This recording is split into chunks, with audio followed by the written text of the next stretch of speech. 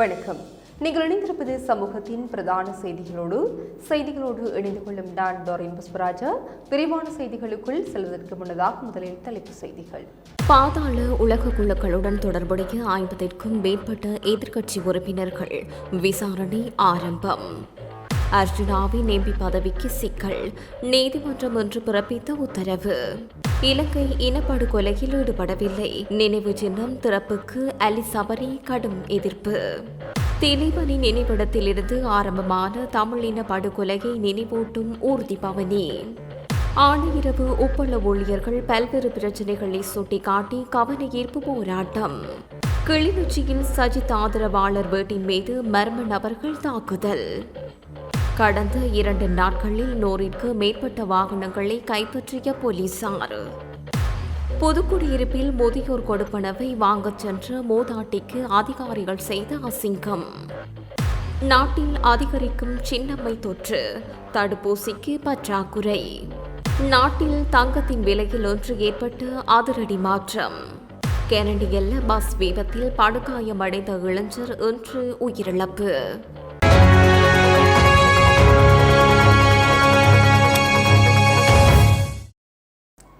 பாதாள உலக குழுக்களுடன் தொடர்புடைய எதிர்க்கட்சி உறுப்பினர்கள் தொடர்பில் விசாரணை நடத்தப்படும் என பொது பாதுகாப்பு அமைச்சர் ஆனந்த விஜயபால தெரிவித்துள்ளார்.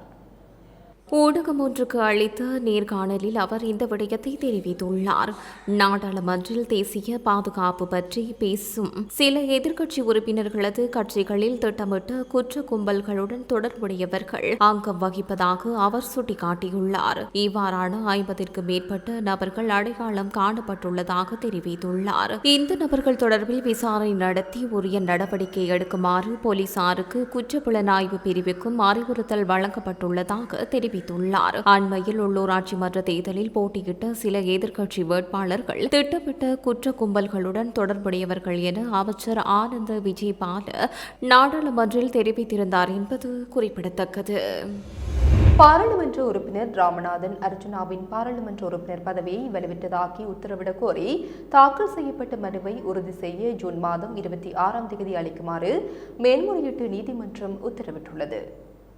இந்த மனு இன்று நீதியரசர்களான மாயா தொன்னி, கொரையா மற்றும் மஹின் கோபல்லவ ஆகியோர் அடங்கிய மேன்முறையீட்டு நீதிமன்ற அமர்வு முன் விசாரணைக்கு எடுத்துக் கொள்ளப்பட்டது. இதன்போது குறித்த மனுவின் சமர்ப்பணங்களை உறுதிப்படுத்த அதனை எதிர்வரும் ஜூன் மாதம் 26ஆம் தேதி விசாரணைக்கு அளிக்குமாறு நீதியரசர்கள் அமர்வு உத்தரவிட்டது.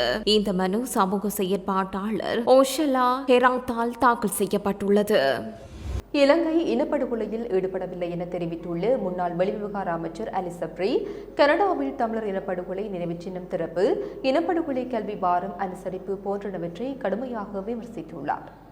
சமூக ஊடக பதிவில் அவர் தெரிவித்துள்ளதாவது: இலங்கை இனப்படுகொலையில் ஈடுபடவில்லை, அந்த கூற்று ஆதாரமற்றது மாத்திரமல்ல, மிகவும் பாதிப்பை ஏற்படுத்தக்கூடியது. எந்த ஒரு சர்வதேச நீதிமன்றமும் இலங்கையை இதுவரை இனப்படுகொலை குற்றவாளியாக கண்டறியவில்லை. இலங்கையில் நடந்தது துன்பகரமான, ஆனால் கனடா உட்பட 30க்கும் அதிகமான நாடுகளில் தடை செய்யப்பட்ட விடுதலை புலிகள் அமைப்பினருடனான மோதலை முடிவிற்கு கொண்டு வருவதற்கான இராணுவ நடவடிக்கை. போரின் போது அப்பாவிகள் ஒவ்வொருவரினதும் உயிரிழப்பு மனவேதனையை ஏற்படுத்தினாலும் மோதலை இனப்படுகொலை என சித்தரிப்பது உண்மையை சித்தரிப்பது மாத்திரமல்லாமல் அவமதிப்பை ஏற்படுத்துகின்ற ஒரு விடயம். கனடாவில் இடம்பெறும் இந்த செயற்பாடுகள் நமது கள யாத்திரைகளில் இருந்து வெகு தொலைவில் உள்ளன. மேலும் வாக்கு வங்கியை நோக்கமாக கொண்ட இவ்வாறான நடவடிக்கைகளினால் பழைய காயங்கள் மீண்டும் கிளறப்படலாம் என தெரிவித்தார். தமிழின படுகொலையை சித்தரிக்கும் விதமாக தமிழ் தேசிய மக்கள் முன்னணியின் ஏற்பாட்டில் யாழ்ப்பாணம் நல்லூர் தியாக தீபம் திலீபனின் நினைவிடத்தில் இன்று ஊர்தி பவனி ஒன்று ஆரம்பமாகியது. முள்ளிவாய்க்கால் இனப்படுகொலை வாரம் தற்போது இடம்பெற்று வரும் நிலையில் இந்த ஊர்தி பவனி ஒவ்வொரு மாவட்டங்களுக்கும் சென்று இறுதியாக முள்ளிவாய்க்காலை சென்றடைய உள்ளது. தமிழ் இன படுகொலைக்கு சர்வதேச குற்றவியல் விசாரணை வேண்டும், தேசம், இறைமை, சுய நிர்ணயம், அங்கீகரிக்கப்பட்ட சமஷ்டி வேண்டும் போன்ற வாசகங்கள் அடங்கிய பதாதைகள் கட்டப்பட்டு இனப்படுகொலை நினைவு தோபி வைக்கப்பட்டுள்ள நிலையில் வீதிகளில் பயணித்த பொதுமக்கள் அஞ்சலி செலுத்தினர். வலியுறுத்தினர். ஆணையரவு தேசிய ஒப்பளத்தில் பணிபுரியும் ஊழியர்கள் பல்வேறு பிரச்சினைகளை சுட்டிக்காட்டி இன்றைய தினம் கவனஈர்ப்பு போராட்டத்தில் ஈடுபட்டனர். 60க்கு மேற்பட்ட பணியாளர்கள் குறித்து போராட்டத்தில் ஈடுபட்டுள்ளதாக குறிப்பிடப்பட்டுள்ளது. முன்னாள் நாடாளுமன்ற உறுப்பினர் முருகேசு சந்திரகுமார் மற்றும் போலீசார் சம்பவ இடத்திற்கு வந்து போராட்டத்தில் ஈடுபட்டவர்களுடன் பேச்சுவார்த்தையில் ஈடுபட்டுள்ளனர். இதன்போது அவர்கள் கருத்து தெரிவிக்கையில், இப்போ ஆணையரவு தேசிய ஒப்பளத்தில் இருந்து நாங்கள் என்னன்னா எங்களுடைய கோரிக்கை எங்களுக்கு சரியான ஒரு வேலைகள் நாளாந்தம் கிடைக்கிறது இல்லை. எப்பயும் பார்த்தாலும் எங்களுக்கு இன்னைக்கு வா நாளைக்கு வான்னு சொல்லிட்டு எங்களை வெளியே அனுப்புறது இது 3 மாசமா தொடர்ந்து நடந்துகிட்டே இருக்கு. இப்போ போன ஒரு சிங்கள மேனேஜர் இருந்தார், அதுக்கு முன்னுக்கு ஒரு தமிழ் மேனேஜர் இருந்தார். அப்பெல்லாம் அந்த காலகட்டமெல்லாம் 2016ஆம் ஆண்டில் நடந்ததே இல்லை. இப்போ புதுசாக ஒரு மேனேஜர் வந்ததுக்கு அப்புறம் போல ஜாழ்ப்பாணத்து மேனேஜர் அவர் வந்ததுக்கு அப்புறம் போல அவர் யாரோட பேச்சை கேட்டு அவர் என்ன செய்யறான்னு தெரிய மாட்டேங்குது. மக்களுக்கு பயங்கர ஒரு சர்வ அதிகாரம் மாதிரி அவர் நிறைய விஷயங்கள் செஞ்சுக்கிட்டு இருக்காரு. பெண்களுக்கு ஒரு மரியாதை இல்லாமல் தரக்குறைவாக கதைக்கிறது, அப்புறமா அவருக்குரிய ஆட்களை மட்டுமே அவருக்கு அவரோட சோனுக்குள்ள வச்சுக்கிட்டு அவரோட சப்போர்ட்டுக்கு தக்கன எல்லாமே அவர் செஞ்சிட்டு இருக்காரு. அவர் யார் என்ன சொல்லி அவர் செய்யறாருன்னு தெரிய மாட்டேங்குது, இல்லை இவர் தான் எங்களை பழி வாங்குறாருன்னு தெரிய மாட்டேங்குது. எங்களுக்கு முறைப்படி இப்போ கூட எங்களே உள்ள கூட்டிட்டு போனாங்க. சந்திரகுமார் எம்பி வந்திருந்தாரு கதைக்கிறதுக்கு. அப்போ எங்களை உள்ள கூட்டிட்டு போயிட்டு அவரோட குற்றத்தை தான் வைக்கிறாரு இல்லையா. சரி ஓகே, உங்களுக்கு நாங்கள் ஏதாவது நாங்கள் செஞ்சு தருவோம், எதுவுமே பயப்பட வேணாம், நான் உங்களை பார்ப்பேன், நாங்கள் அப்படியான்ட்டு இல்லாமல் நான் ஃபோட்டோ பிடிச்சி வச்சுருக்கேன், நீ மம்பட்டி களவு எடுத்துகிட்டு போனீங்க, உங்களோட ஆட்கள் உப்பு களவு எடுத்தீங்க, மம்பட்டி புடி களவு எடுத்தீங்கன்னு சொல்லி சில்லியான விஷயங்களை சொல்லி எங்களை டாமினேட் பண்ணுறாங்க ஒழிய கேவலம். அதான் உப்பளத்தில் வேலை பார்க்குற எங்களை ரொம்ப ஒரு கேவலமாக இவர் எங்களை பார்க்குறாரு. அடுத்தபடியாக ஒரு 30,000 லொரி 30,000 கிலோ லொரியை ஒரு பெண்களால் ஏற்ற முடியாது, அது இம்பாசிபிள். அதை கட்டாயமாக பெண்களை ஏற்றி தான் ஆகணும், ஏன்னா இந்த இடத்துக்கு போய் ஆகணும்னு சொல்லி அவங்க வலுக்கட்டாயமாக எங்களை பொம்பளையாக்களை அடிமைத்தனத்தோட இவங்க செஞ்சுருக்காங்க. அடுத்தது இன்னொரு கோரிக்கை. அடுத்தது என்ன, இப்போ வேற இடங்களில் நம்ம குடும்பங்களில் யாராவது இறந்து போயிட்டாலோ இல்லை இதை செஞ்சாலோ நம்மளுக்கு ஒரு போதிய ஒரு ஊதியம் 10,000 20,000 இல்லை ஒரு 50,000 தருவாங்க.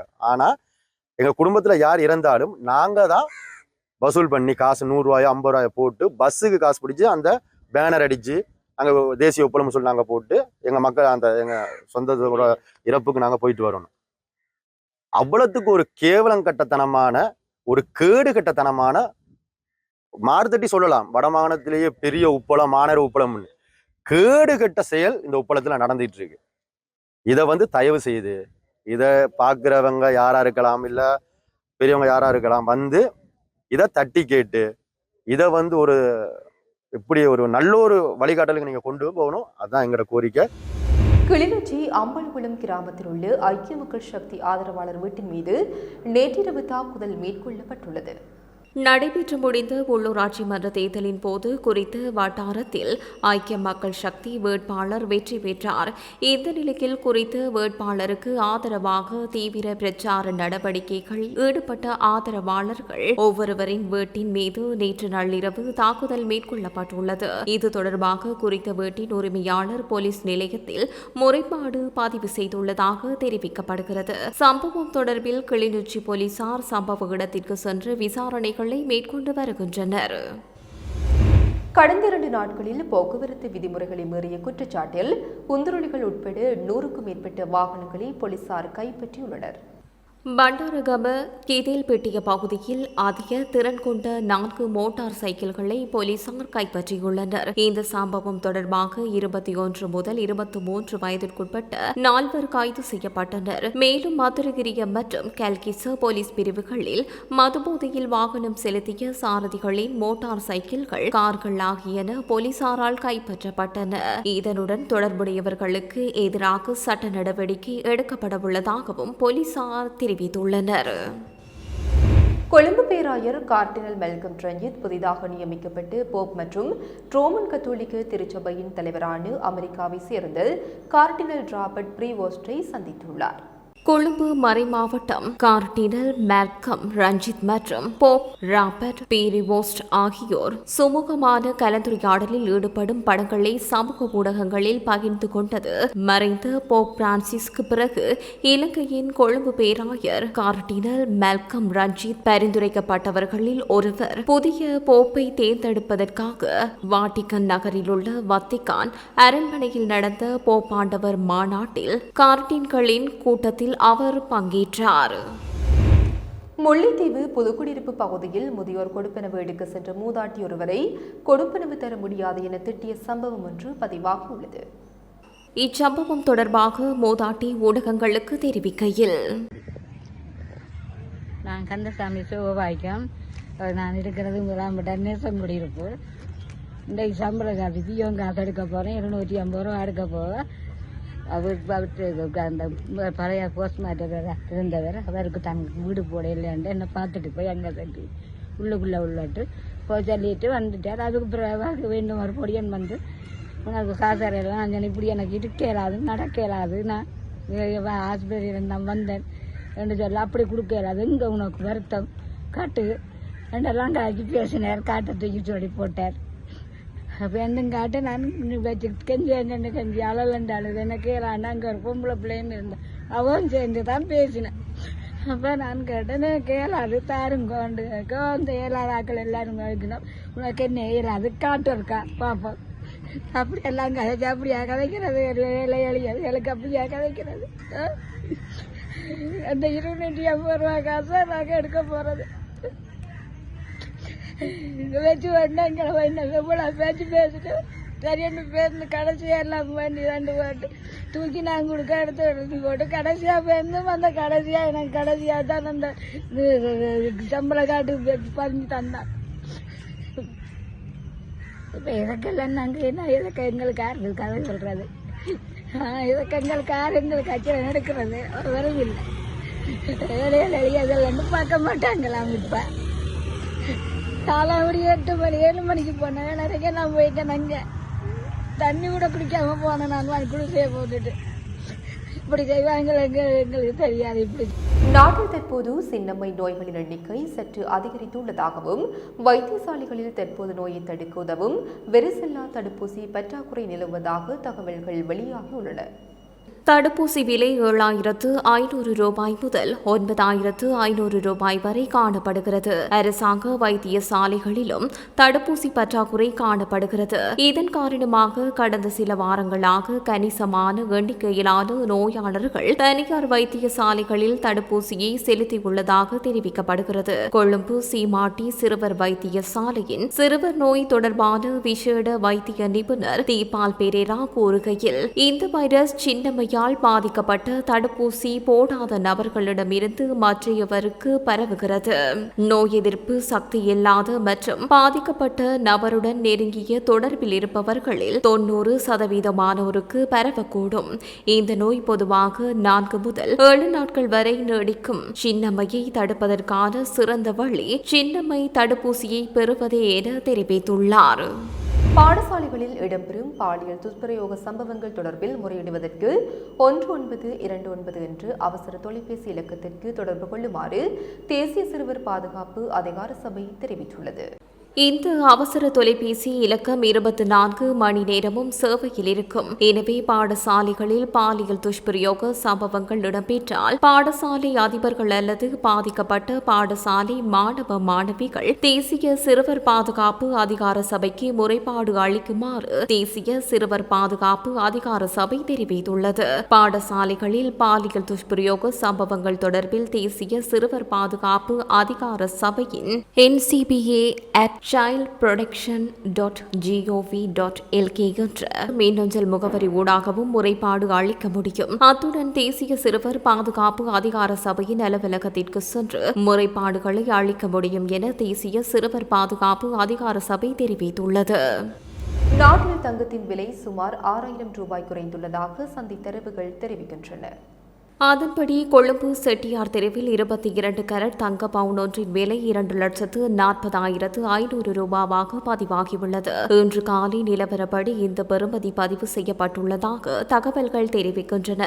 இதேவேளை கடந்த சனிக்கிழமை 22 கரட் தங்க பவுன் ஒன்றின் விலையானது 2,46,000 ரூபாவாகவும் 24 கரட் தங்க பவுன் ஒன்றின் விலை 2,66,000 ரூபாவாக பதிவாகியிருந்தது. இந்த நிலையில் இன்று 24 கரட் தங்க பவுன் ஒன்றின் விலை இன்று 2,60,000 ரூபாவாக குறைந்துள்ளதாகவும் தெரிய வந்துள்ளது.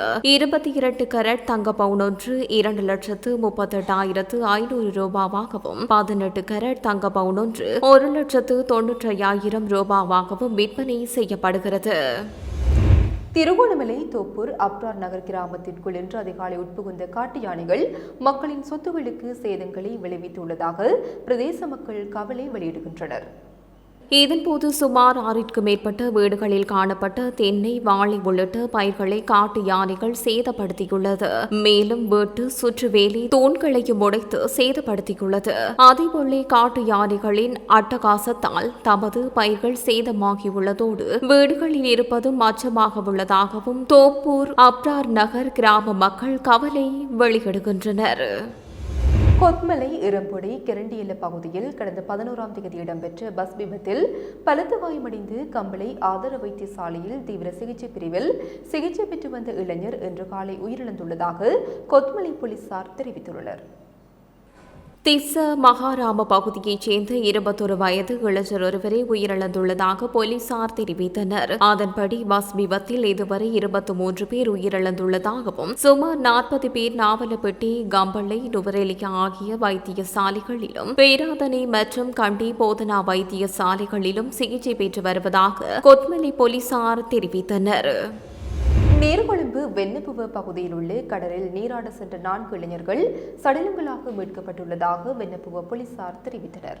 இந்த சம்பவம் நேற்று இடம்பெற்றதாக வெண்ணப்புவ போலீசார் தெரிவித்தனர். 4 இளைஞர்களும் ஒன்றாக இணைந்து கடலில் நீராடி கொண்டிருந்த போது கடல் அலையில் ஆழ்ந்து சென்றுள்ளனர். அதனைத் தொடர்ந்து வெண்ணப்புவ போலீசார் கடற்படையினர் உதவியோடு 4 சடலங்களாக மீட்கப்பட்டுள்ளனர் என போலீசார் தெரிவித்தனர். சடலங்களாக மீட்கப்பட்ட 3 முகவந்தலாவ சென் விஜயன்ஸ் தோட்டத்தைச் சேர்ந்தவர்கள் எனவும் மற்றும் ஒரு நபர் கொழும்பு பகுதியைச் சேர்ந்தவர் 17 வயதுடைய உதயகுமார் ஸ்ரீதரன், 19 வயதுடைய ஸ்ரீகாந்த் சரண்ராஜ், 18 வயதுடைய ஸ்ரீகாந்த் அஜித் குமார் மற்றும் 27 வயதுடைய யூசுப் ஆகியோரை சடலங்களாக மீட்கப்பட்டுள்ளனர். சடலங்களாக மீட்கப்பட்டவர்களில் ஸ்ரீகாந்த் சரண்ராஜ் மற்றும் ஸ்ரீகாந்த் அஜித் குமார் ஆகியோர் ஒரே குடும்பத்தைச் சேர்ந்த சகோதரர்கள் எனவும் உதயகுமார் ஸ்ரீதரன் உறவினர் என போலீசார் மேலும் தெரிவித்தனர். இத்துடன் சமூகத்தின் பிரதான செய்திகள் நிறைவு பெறுகின்றன. தொடர்ந்தும் சமூகத்தோடு இணைந்திருங்கள். இது போன்ற செய்திகளை தெரிந்து கொள்ள சமூகம் நியூஸ் சேனலை சப்ஸ்கிரைப் செய்து அருகில் உள்ள பெல் பட்டனை கிளிக் செய்யுங்கள். மேலும் இது போன்ற செய்திகளை உடனுக்குடன் தெரிந்து கொள்ள சமூகமீடியா.com என்ற இணையதளத்தின் வாயிலாகவும் எங்களுடன் இணைந்திருங்கள்.